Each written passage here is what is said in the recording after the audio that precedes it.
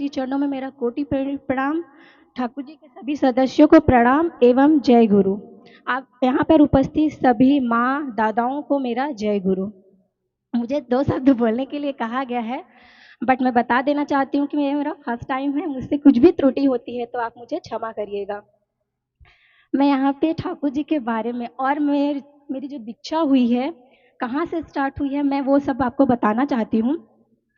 जैसे बोला जाता है ना कि शादी के बाद हमारी लाइफ में बहुत सारे चेंजेस आते हैं, वैसे ही शादी के बाद मेरी लाइफ में भी ठाकुर जी आए।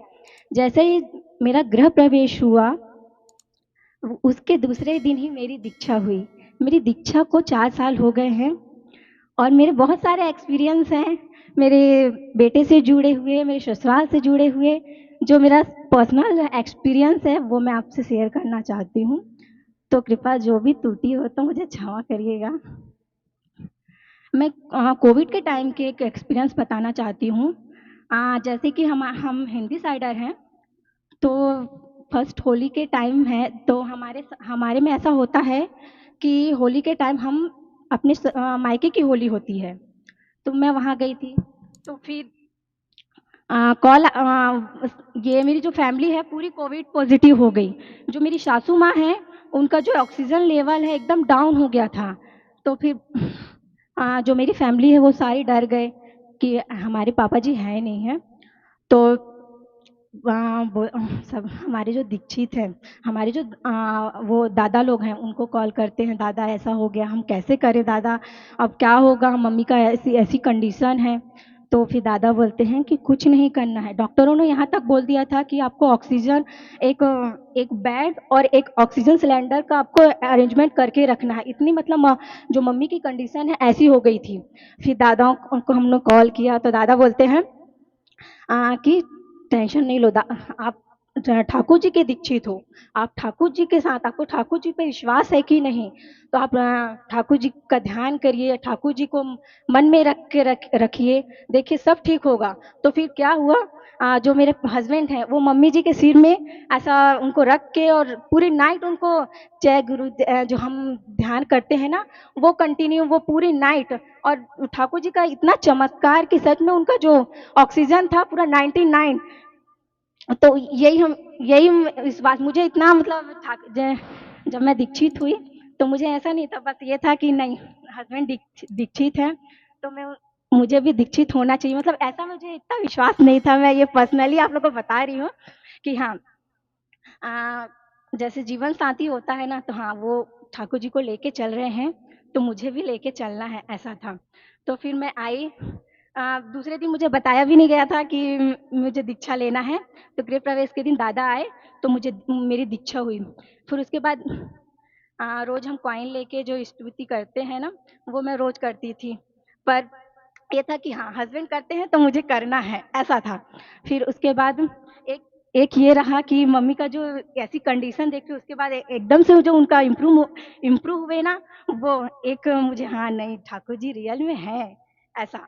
उसके बाद एक और मेरे अपने लाइफ में, जब मेरी प्रेगनेंसी का जो है एक्सपीरियंस है, वो तो मेरी कंडीशन बहुत ज़्यादा ही डिफ़िकल्ट थी। जो मेरी प्रेगनेंसी का जो स्टार्टिंग था, मुझे बहुत ज़्यादा कंटिन्यू वोमिटिंग होती थी, बहुत ज़्यादा, कि मैं एक ग्लास पानी भी नहीं पी सकती थी।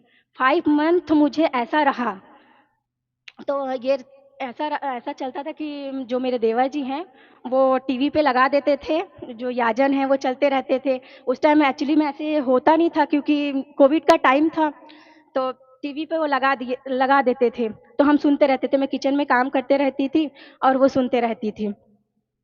तो फिर उसमें एक माँ ने ऐसा कहा था कि जो आपकी तकलीफ है, आप किसी को मत बोलो ना, किसी को क्यों बोलते हो, आप ठाकुर जी को बोलो। है, मतलब मैं इतनी नर्वस होती थी कि मैं ऐसा एक मुझे खाने की इच्छा ही नहीं होती थी, इंटरनल कुछ भी फीलिंग नहीं होता था। मतलब बस रोते रहती थी कि मुझे अच्छा नहीं लग रहा है, ये कैसा होता है, मतलब वो जो ड्यूरेशन तो बहुत डिफिकल्ट था। तो मैं ऐसा फील करते रहती थी। तो फिर उसमें एक माँ ने ऐसा कहा था कि आप किसी को क्यों अपनी प्रॉब्लम बताते हो, आप ठाकुर जी के पास रखो ना। फिर दूसरे, मैं पूजा पाठ बहुत करती थी। फिर दूसरे दिन ही ऐसे वो चीज़ को मैंने फ़ील किया। फिर मैं गई ठाकुर जी के पास, उस दिन मैं कम से कम बहुत टाइम तक ठाकुर जी के पास बैठी रही और रोते रही। तो मैं बोली, ठाकुर जी अगर आप हैं, तो मेरी कंडीशन आप ठीक क्यों नहीं करते हो? आप देख रहे हो ना मेरी कंडीशन ऐसी है, मैं मैं कुछ भी नहीं कर पा रही हूँ, मतलब यानी मैं कुछ भी घर में किसी की हेल्प में किचन में नहीं घुसती थी। ये मेरे 5 महीने की ये कंडीशन थी। जब फिर दूसरे दिन से मतलब मैं विश्वास के साथ बोलती हूँ और ये पर्सनल मेरा एक्सपीरियंस है कि दूसरे दिन से मैं मस्त पानी भी पी, सब कुछ खाना-पीना, उस दिन से मैं किचन में काम करना। फिर जो मेरे 9 मंथ हैं, वो 4 मंथ इतने अच्छे से गए ना, मैं बता भी नहीं सकती आप लोगों को। तो ये मैं ठाकुर जी के ऊपर बस विश्वास भी नहीं करती थी कि ठाकुर जी बस ये है कि हाँ, हस्बैंड जी दीक्षित है मेरे, तो मैं बस उनके साथ में बस स्तुति करती थी। उनके साथ में उनका प्रेयर है तो प्रेयर बैठ जाती थी। हाँ, ये सब चीज़ करती थी। बट जो ट्रस्ट बोलते हैं ना, वो मुझे जब मैंने पर्सनल एक्सपीरियंस किया तब आया। उसके बाद से जो मेरा बेटे का नाम भी श्री श्री आचार्य देव जी ने दिया है, उसका नाम आदित्य श्रीवास है। और वो भी ठाकुर जी को बहुत अच्छे से लेके रोज प्रेयर करता है, रोज जय गुरु सभी को करते हैं।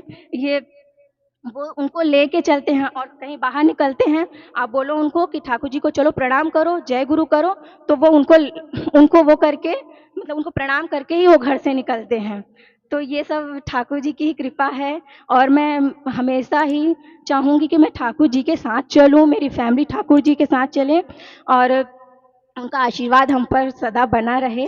मुझसे जो भी गलती हुई है क्षमा करिएगा, ये बस मेरा फर्स्ट टाइम था, इसीलिए जय गुरु सबको।